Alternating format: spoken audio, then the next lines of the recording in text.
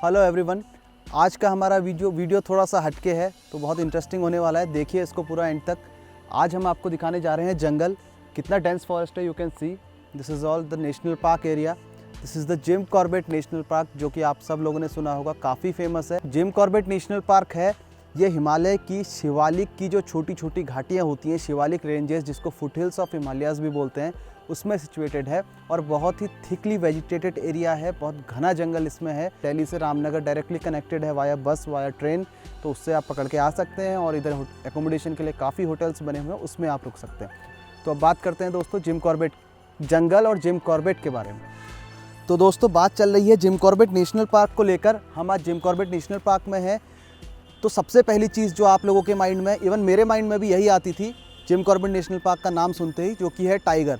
वैसे कुछ गलत नहीं है, सबके माइंड में वही आएगा। जिम कॉर्बेट जो है प्रोजेक्ट टाइगर के अंदर है और कॉर्बेट टाइगर रिजर्व है, तो सबसे पहली चीज़ सबके दिमाग में वही आएगी। लेकिन दोस्तों मैं आपको उससे थोड़ा हटके चीज़ें बताना चाहता हूँ। बियॉन्ड द टाइगर, कहीं भी आप किसी भी नेचुरल हैबिटेट में अगर किसी भी एनिमल के घूमें या उस नेशनल पार्क में घूमें, तो वहाँ एक टर्माइट का भी उतना ही महत्व है जितना कि एक टाइगर का है।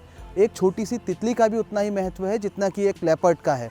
अंदर जाने के लिए अगर आप सफारी की बात करें तो उसके लिए आपका परमिट आपको लेना होता है, और वो सब ऑनलाइन है। उत्तराखंड गवर्नमेंट की ही वेबसाइट है, उसके थ्रू आप बुक करेंगे। पहले ऐसा सिस्टम था कि आप किसी भी गेट पे चले जाएं, वहाँ पर से करंट परमिट कटवाएं और अंदर जाएं, और किसी भी गाड़ी में अंदर जा सकते थे। लेकिन अभी जिप्सी यूज़ होती है अंदर, मारुति की जिप्सी हैं, वो अभी हम आपको दिखाएंगे। किसी भी गेट पर जब हम पहुँचेंगे तो किस गाड़ी से आप अंदर जाते हैं। अंदर जाने के लिए दोस्तों जो जिप्सी की हम बात कर रहे थे, तो दिस इज़ मारुति जिप्सी। अभी तक तो ये चल रही है, लेकिन 2019 ऑनवर्ड्स मारुति ने इसका प्रोडक्शन बंद कर दिया है। तो अभी पार्क प्रशासन भी है, वो इसका अल्टरनेट ऑप्शन ढूंढने की कोशिश कर रहा है। लाइक कि थार अंदर जा सकती है, अच्छे से चल सकती है ऑफ रोड्स में, या आपकी फोर्स की एक गाड़ी है, गुरखा बोलते हैं, या कुछ ऐसे गाड़ी आ रही है, उसका ट्रायल भी चलने की बात चल रही है अंदर। तो ये जिप्सी से ही अभी टिल नाउ आप जिप्सी से ही अंदर जाते हैं। परमिट आपको ऑनलाइन पहले अप्लाई करना होता है, उसके बाद आप किसी भी एंट्री गेट में पहुँचते हैं। पार्क में एंट्री के लिए दोस्तों बहुत बड़ा जंगल है, 6 जोन है, 6 गेट बने हुए हैं। सो अभी दिन के 2 बज चुके हैं दोस्तों। विंटर टाइमिंग से समर टाइमिंग की तरफ पार्क की टाइमिंग शिफ्ट होने को है। जैसे सर्दियों में जो नवंबर, दिसंबर, जैन, फेब में आपका 1:30 बजे एंट्री होती थी पार्क के अंदर, अभी वो कह सकते 2, सवा 2 बजे कर दी गई है। तो जस्ट अभी हमारे सामने गेट खुला है, जिप्सीज़ यहाँ पर वेट कर रही हैं, गेस्ट आने लगेंगे, गाइड्स यहाँ पर अपनी ड्यूटी के लिए वेट कर रहे हैं। ये सब फिर उसके बाद गाड़ी में चढ़ के गाड़ी से अंदर जाएंगे।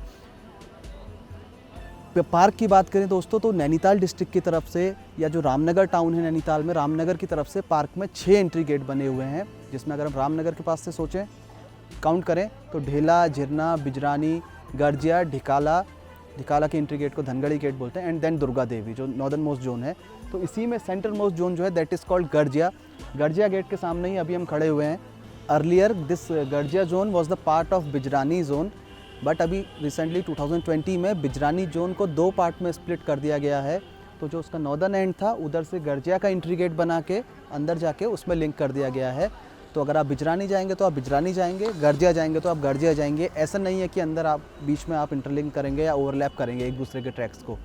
तो दोस्तों जैसे अभी पार्क में मैंने आपको बताया एंट्री का टाइम है, गाड़ियाँ लगने लगी है अंदर जाने के लिए।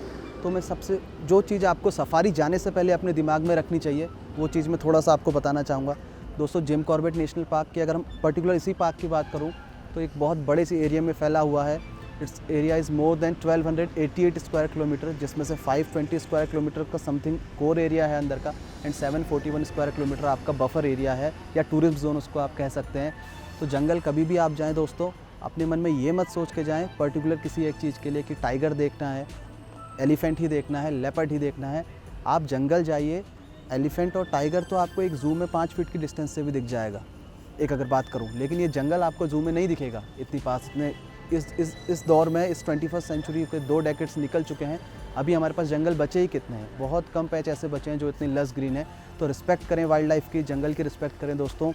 और कभी भी किसी एक चीज़ के लिए आप माइंडसेट बना के ना जाएं कि मुझे टाइगर ही देखना है, वरना नहीं भैया मुझे टाइगर दिखाओ, आप अपने गाइड से बोलें मुझे टाइगर ही दिखाओ अपने, क्योंकि हर जगह की अपनी अपनी ज्योग्राफी है। जैसे मैंने पहले भी बताया दोस्तों, जिम कॉर्बेट जो है हिमालयाज़ की फुट हिल्स में है, शिवालिक हिल्स में है, तो यहाँ की वेजिटेशन काफ़ी डेंस है। अनलाइक आपका जो दूसरे सेंट्रल इंडिया या वेस्ट इंडिया में जो भी नेशनल पार्क्स हैं, जिसमें कि साइटिंग काफ़ी अच्छी होती है, क्योंकि वहाँ ड्राई डेसिडियस वेजिटेशन होती है, या सेमी एरिड वेजिटेशन होती है, या ग्रासलैंड्स होते हैं बड़े बड़े, जिसमें कि आपको दूर तक विजिबिलिटी रहती है।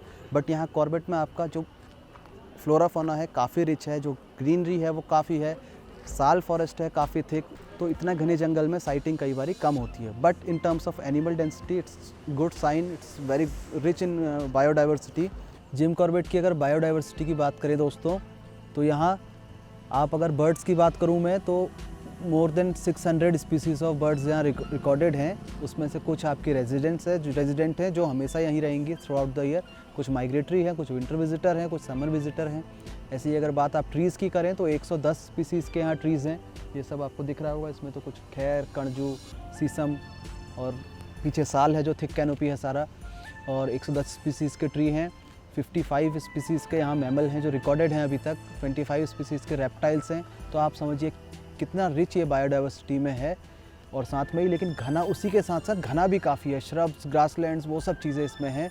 और अगर इसीलिए यहाँ थोड़ा सा sighting as compare to other national parks of India कम है, तो उससे मायूस होने की ज़रूरत नहीं है। अपना सफारी एक्सपीरियंस ख़राब करने की ज़रूरत नहीं है कि भाई 4 घंटे सफारी में घूम रहे हैं, कुछ नहीं दिख रहा है, टाइगर नहीं दिख रहा है, बहुत चीज़ें हैं जंगल में, बस उसको एंजॉय करिए। वो जो फील है नेचर का और जंगल का, उसको आप जानिए, उसको समझने की कोशिश करिए, तो आप लोग भी एंजॉय करेंगे सफारी और मज़ा भी आएगा साथ में।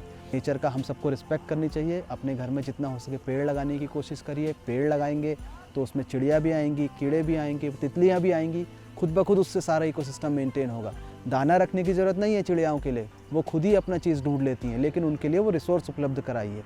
कहने का मतलब यह है कि जो धरती जितनी है उसको हरी भरी बनाने की कोशिश करिए, ग्रीन रखिए। Thank you.